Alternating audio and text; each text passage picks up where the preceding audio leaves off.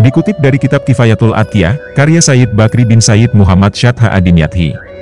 Imam Sufyan Ats-Tsauri bercerita, "Saat aku pergi haji, manakala tawaf di Ka'bah, aku melihat seorang pemuda yang tak berdoa apapun, selain hanya bersolawat kepada Nabi.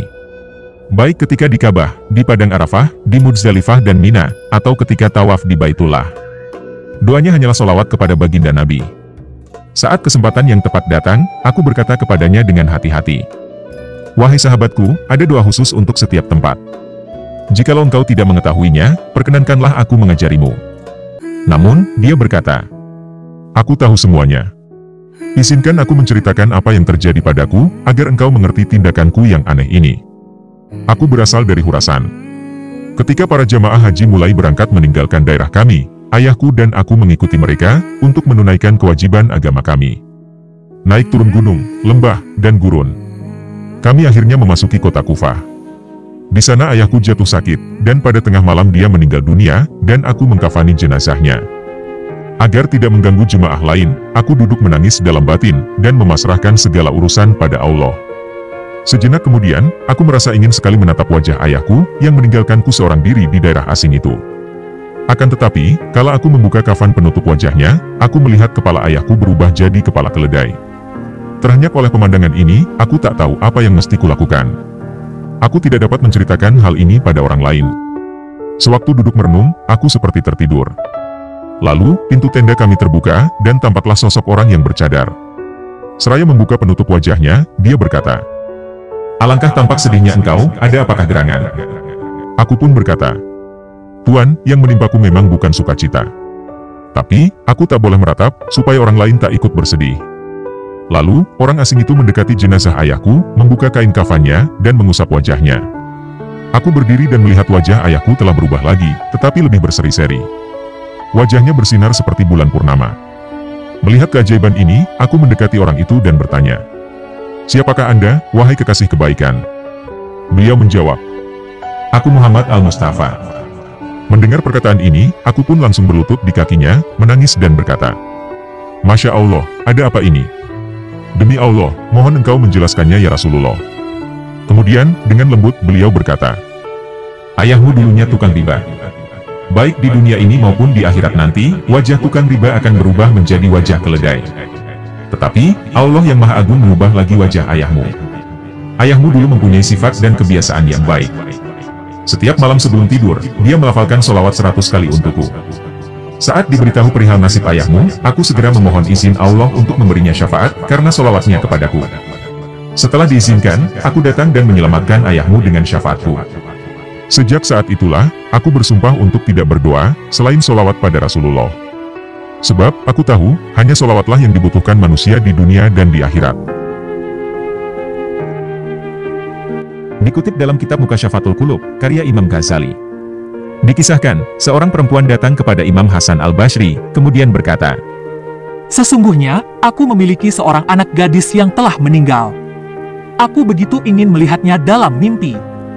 Maka aku datang kepadamu, agar engkau mengajarkan kepadaku, bagaimana aku bisa melihatnya."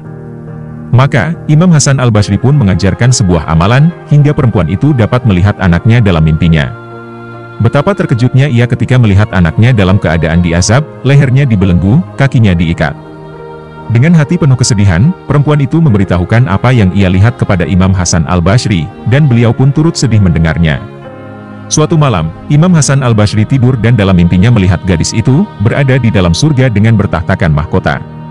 Sang gadis pun berkata, "Wahai Imam Hasan Al-Basri, tidakkah engkau mengenaliku?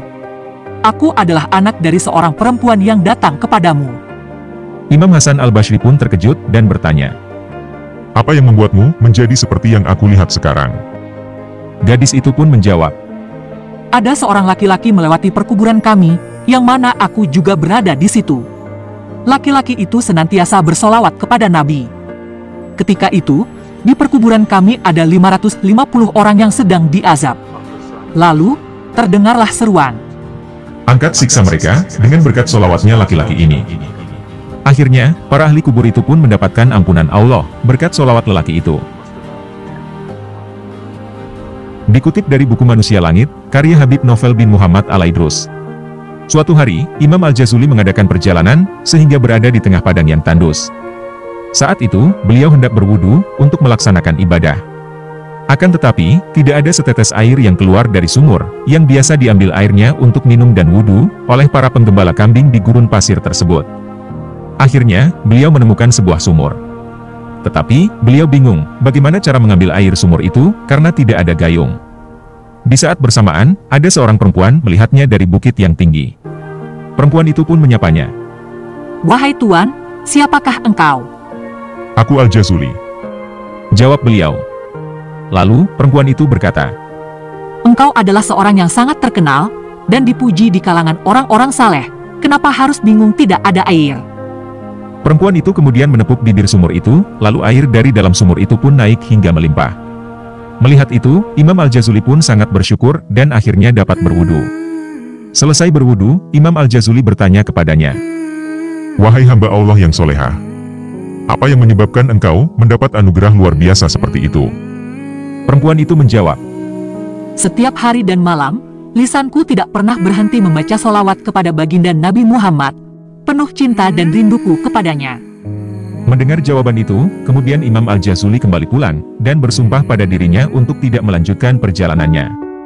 Beliau pulang dan menyepi di kamar, khususnya selama hampir 15 tahun, untuk mengarang sebuah kitab tentang solawat kepada Nabi. Setelah kitab itu selesai ditulisnya, beliau beri nama Dalailul Khairat. Kemudian, kitab itu diajarkannya kepada murid-muridnya.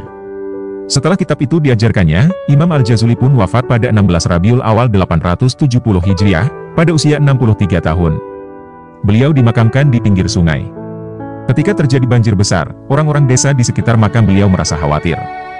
Akhirnya, mereka bermusyawarah untuk memindahkan jasad yang ada di dalam makam itu, untuk dipindah ke belakang Masjid Desa Jazulah, Maghribi, Maroko.